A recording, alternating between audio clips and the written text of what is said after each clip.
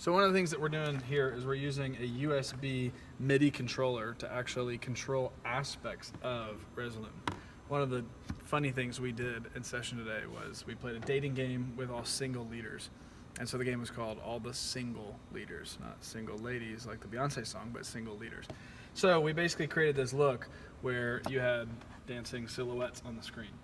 Now at any point in the song, or any point during the game, I could actually come to this controller and I have independent access, or independent control of the intensity of each video clip per slider. So if I bring down sliders 2 and 3, they're not in order, unfortunately, for the video's sake, but they do allow me to have separate control. So I basically can bring all these out in pieces. I can sort of, like a lighting console, just sort of like move these around in real time, and I'm seeing, real dissolve out.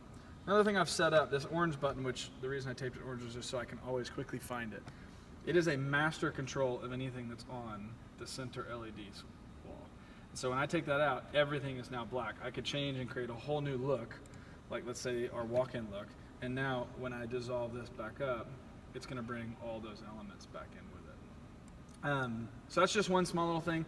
And then I decided to take this sort of to a whole new level. And this 6 right here, this last layer that I created, is basically a whole specific use just for live music. When you do music, sometimes you want like a flash or a beat on beat. And when you do that, I set up these little buttons right here to basically click or trigger a specific clip. So every time I click that, that white punch happens.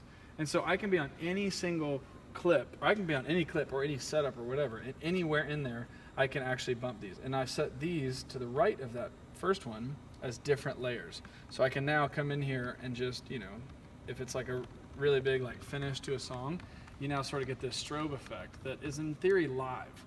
It's being done just like a musical instrument. I'm basically treating video as a musical instrument. But the reason I like that bump cue, or this fader right here for that, is that I could basically be hitting this bump on beat, and I can slowly fade that in to give this sort of build effect as the chorus swells or the bridge or whatever. Anyway, so that's one great idea on how you can use a Korg controller to sort of have extra control in your environment.